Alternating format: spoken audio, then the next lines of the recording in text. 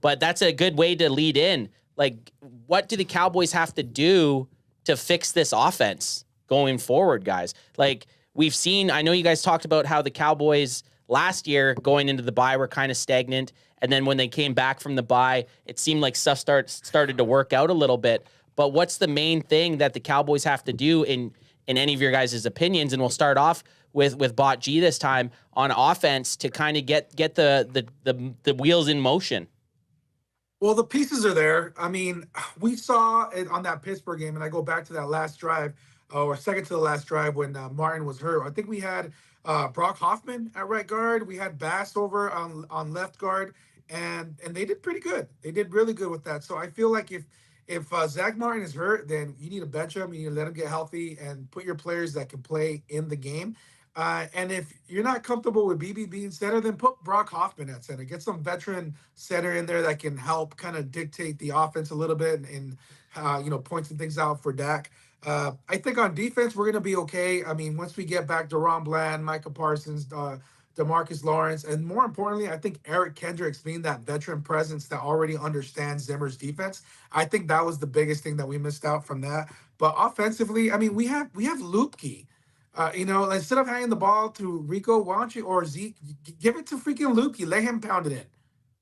Yeah, no, a lot of people are kind of, when we've watched and Hunter Lupke gets the ball, we are all jacked up about it. He's like, they've kind of referenced him as kind of a Mike Allstott guy, but it's like, for him to be that Mike Allstott guy, you kind of need to give him some chances. I don't think he got a single carry in the game against the Lions. I don't think he got a single catch.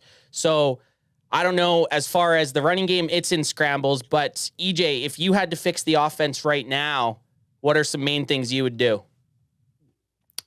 The biggest problem with this offense right now is you have a number 3 wide receiver playing your number 2 in Jalen Tolbert. They don't have a package for Kevontae Turpin. You see the Saints with like Clint Kubiak. They have an entire package centered around Raheem Shaheed. He catches like 2 balls every single week for a touchdown because they just use him right. We don't know how to use Turpin.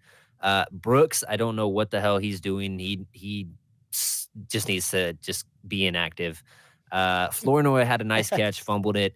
I really think that you need to trade for another wide receiver. It doesn't have to be, some crazy draft capital, but something just to open up some stuff for CD. But you have to be willing to use the motion. You have to be willing to use bunch formations for your smaller wide receivers to allow them to get off, and so they're not always fighting through those jammed up corners at the line. You have to be willing to use different route concepts than just some stick curls on every 3rd and long because you continue to force feed runs on 1st and 2nd down for no reason with Zeke that goes for 1.5 yards per carry. You have to be better in pass pro for Dak. Listen, Dak has not been good, but I think if you dial it back and say, Dak, you do not have to play hero ball. We're going to help you out with the play calling. I think he'll be much better the weeks later after that. I guess I'm just going to continue to grow out my beard until Dak finally cleans up the red zone interceptions. You're gonna look like Tom Hanks in Castaway. Yeah, I guess so, because the dude cannot stop throwing red zone interceptions, and it must be some type of virus because Cooper Rush goes down there and does the exact same thing, right? In garbage time. So I have no idea what they have in the water there in Dallas, but they need to get some plumbers in there, fix that. And hopefully it happens over the bye week. I like that you brought up turnovers because turnovers have been, especially in the red zone. It hasn't been turnovers. It's been turnovers in the red zone. I think they have, and penalties. They had 4 turnovers in the red zone in the last 2 games. Barry Grant Jr. of the All Even podcast, you get the option to fix the Cowboys offense. And no, you're not allowed to fire everybody. What do you do to fix them? Fire the GM. I would say speed the offense up a bit. I think that I would like to see a lot more hurry up in regards to what they're doing. Get to the line, have some type of packages, just like what EJ was saying, right? Make sure Turpin is involved. Get some screen passes, like get some movement. Like something is just too stagnant with this team. They're too fucking predictable. You know what I mean? Like you see other offenses out there, they have a lot of motion on the line. You have a lot of guys that are just moving everywhere. They have different route tree concepts. We don't have that.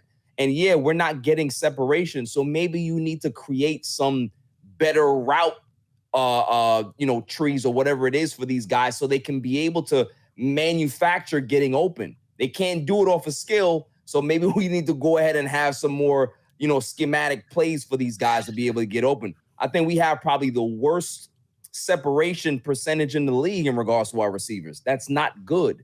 So you have to find ways to utilize and try to move the ball downfield. So I think that if they do a lot more hurry up, they can be able to do that. I don't think we should ever see Zeke unless it's, 3rd and inches or 3rd and goal. Like make him be the goal line guy. Give Rico Dowdle a shot. Can we see Dalvin Cook already? Thank you. I've seen enough of Zeke. I've seen enough of anybody else. Let's see what Dalvin Cook can be able to give us, because if he's washed, let me see it. I know what Zeke looks like. I'd like to see what Dalvin Cook looks like. No, so we do a lot more hurry up. I think we can be able to figure it out. But also, too, it goes to number 4. He needs to focus. The fact that he's throwing red zone interceptions, that's a lack of focus. And you need that. You can't be giving up points like that. This is a team that our margin of error is very, very razor thin. You can't keep making mistakes like that because it's just going to put us in ruts every single week. I couldn't agree more with the interceptions. Just absolutely brutal. And big fella, last but not least, how are you fixing this offense, my guy? Well, first of all, EJ, man, you growing your beard, think you're gonna look like Castaway. Hey, think about mine getting whiter by the day because of the Cowboys doing this to me. And appreciate the old school sweater you're rocking too. Look, it's like this, man, for me. With Dak Prescott and the offense is at its best when Dak throws the ball less than 35 times. And that happens because the Cowboys run the ball. The Cowboys don't do no play action pass. You can watch the lines, man. As soon as they ran the ball, got some good yardage when they were pushing our defensive line 5 yards down the field before they even get to the damn running back. That set up their play action where they can do anything in the world, okay? But since the Cowboys have no play action, they're a one-dimensional team, and it shows on the field when we play a righteous opponent, okay? So we got these Niners next.